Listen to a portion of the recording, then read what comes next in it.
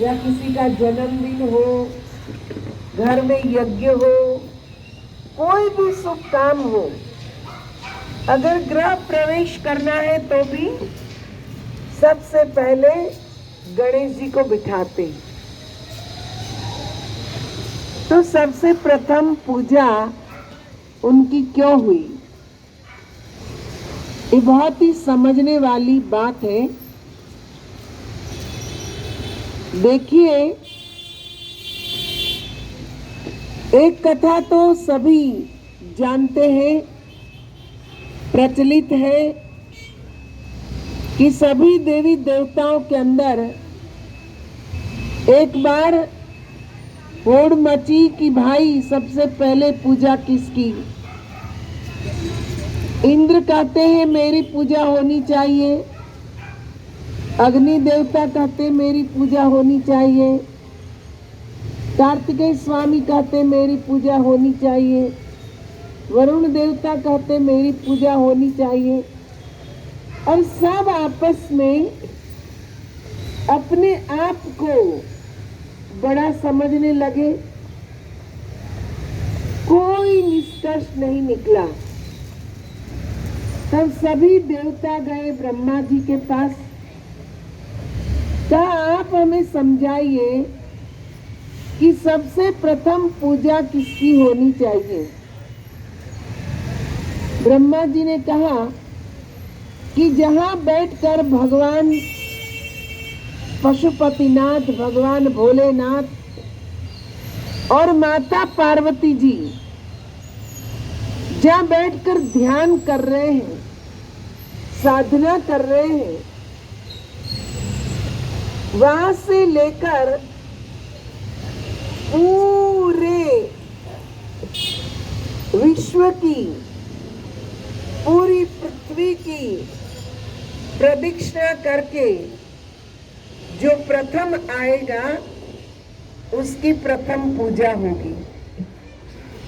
क्योंकि भगवान का स्थान है कैलाश और वह पृथ्वी का सेंटर है। तो वहां से शुरू करो और वहां आकर खत्म करो। जो प्रथम आएगा प्रदक्षिणा करके उनकी प्रथम पूजा होगी। अब देखिए, सभी देवता अपने अपने वाहनों को लेकर चल पड़े। सबने आगे जाकर देखा, सब एक के बाद एक के पीछे एक करके आ रहे हैं। कोई कभी आगे हो रहा है, कभी कोई पीछे हो रहा है, पर गणेश जी कहीं दिखाई नहीं देते हैं। क्योंकि गणेश जी ने सोचा कि मेरा शरीर इतना भारी और मेरा वाहन छोटा सा चूहा, वो कैसे मुझे पूरी प्रदक्षिणा करा के लाएगा।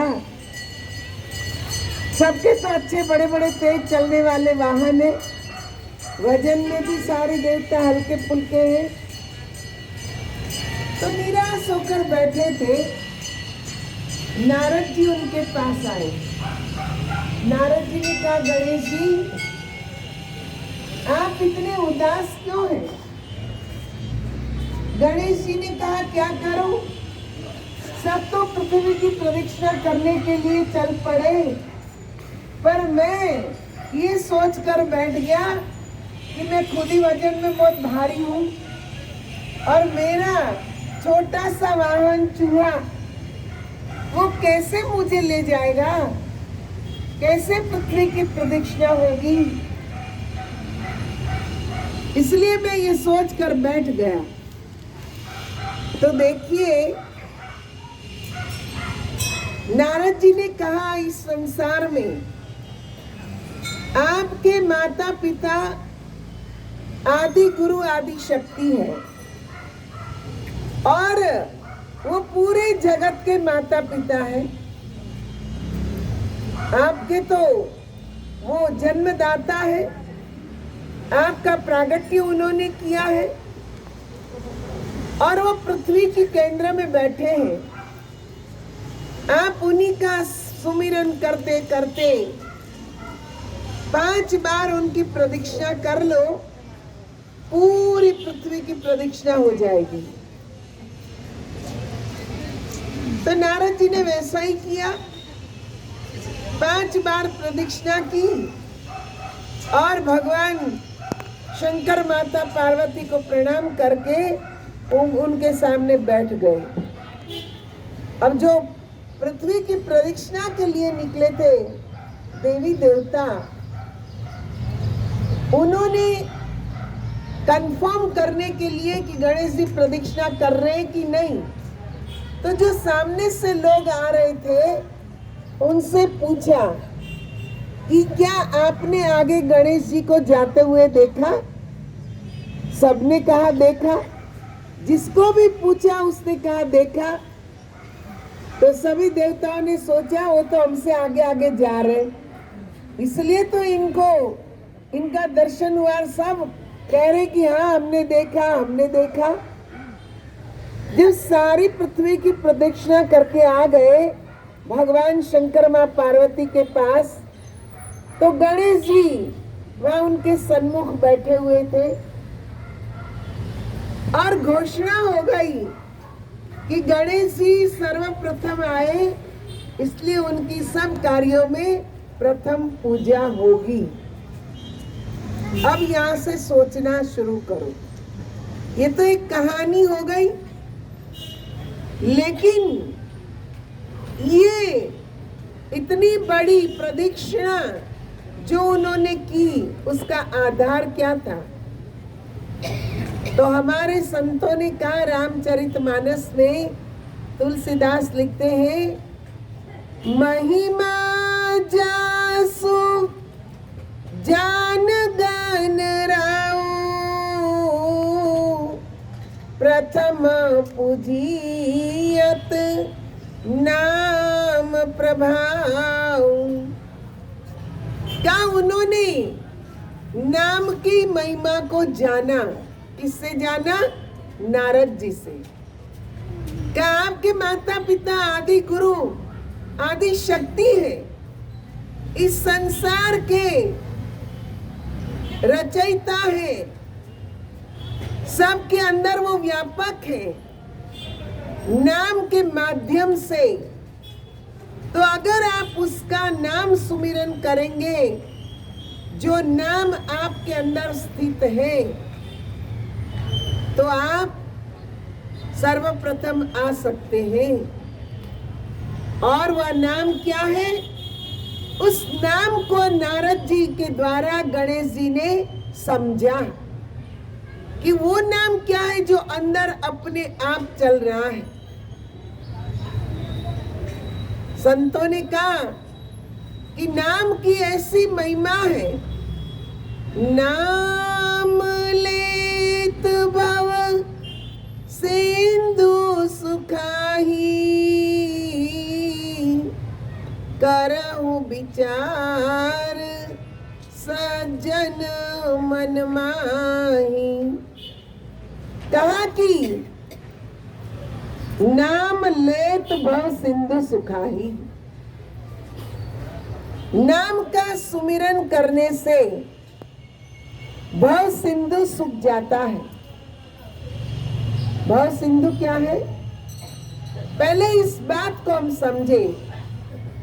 भव सिंधु का अर्थ होता है भव सागर, और हम सब का अपना अपना भव सागर है। हम अपने भव सागर में, भव सागर यानी भावनाओं का सागर, हमारे अंदर तरह तरह की भावनाएं उठ रही है, मान अपमान की, तेरे मेरे की, सुख दुख की, ये तरह तरह की भावनाएं हमारे अंदर उठती हैं और उसी में हम डूबे जा रहे हैं। मन की इच्छा के अनुसार हुआ तो बहुत सुख, मन की इच्छा के अनुसार नहीं हुआ तो बहुत दुख, किसी ने मान दिया तो बहुत खुश, और किसी कारणवश वो व्यक्ति आपको मान नहीं दे सका तो बहुत दुख। ये मेरा है, मुझको मिलना चाहिए। मिला तो आनंद, नहीं मिला तो दुख। इसी पचड़ों में हम पूरी जिंदगी पूरी कर देते हैं, उसी में डूबे जा रहे हैं। उससे बाहर निकलना है और उससे बाहर निकलने का मार्ग जो है वो सद्गुरु बताते हैं। इसके लिए कहा भव सिंधु को पार हो जाना, यानी इन भावनाओं से ऊपर उठ जाना। मिला तो ठीक, नहीं मिला तो ठीक, किसी ने मान दिया तो ठीक, अपमान किया तो ठीक। ये अगर हमारे अंदर एक समझ आ जाए और मन को कोई फर्क ना पड़े तो समझ लो कि हम उस भावनाओं के सागर से उठ रहे, ऊपर किनारे पे लग रहे हैं। तो इसी का भावनाओं से पार करने वाला कोई सशक्त शस्त्र हमारे अंदर है तो वो है नाम, प्रभु का नाम। उस नाम को हमें जानना है, उसकी महिमा समझ में आ जाए पहले और उसके बाद उसको जान ले। जानने के बाद उसका प्रभाव हम देखें, जैसे गणेश जी ने देखा कि वो वही थे, माता पिता की नाम सुमिरन करते करते प्रदक्षिणा करी और सारे देवी देवताओं ने मान लिया कि इन्होंने पूरी पृथ्वी की प्रदक्षिणा की, क्योंकि सब चेक करते हुए आ रहे थे। तो नाम के प्रभाव को उन्होंने जान लिया कि वास्तव में मेरे गुरु नारद जी ने जो ज्ञान दिया, जो नाम बताया, वो बहुत प्रभावशाली है। इस प्रभावशाली नाम को समझा तो आज यहाँ पर जो बैठे चंद्र विनायक, वो हमें यही प्रेरणा दे रहे हैं कि हम लोग भी उस नाम की शक्ति को जाने। देखिए शास्त्रों के अंदर अपार महिमा है नाम की।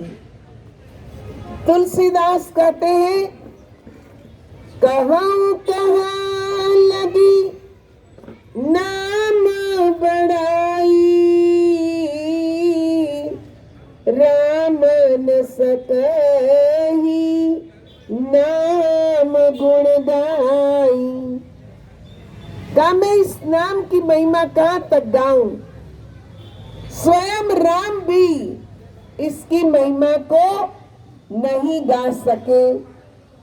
सारे वेदों ने नेति नेति नेति करके छोड़ दिया। तुलसीदास ने भी रामचरितमानस के अंदर बाल कांड में खूब महिमा गाई। उन्होंने तो यहाँ तक कहा, ब्रह्म राम ते नाम बड़ वरदायक वरदान, रामचरित सत कोटि मह लियो महेश जिय जान। का ब्रह्म राम ते नाम बड़। बहुत सुनने और समझने वाली ये बात है। ब्रह्म और राम से भी वो नाम बड़ा है। जब नारद जी ने ये बात सुनी तो नारद जी ने सोचा कि ब्रह्म से भी, राम से भी बड़ा नाम क्या हो सकता है और उनकी महिमा कैसे अपार हो सकती है। तो उन्होंने स्वयं इसकी परीक्षा करने के लिए एक कौतुक रचा। भगवान राम का राज्याभिषेक हो रहा था। उस समय कहते कि सारे ऋषि मुनि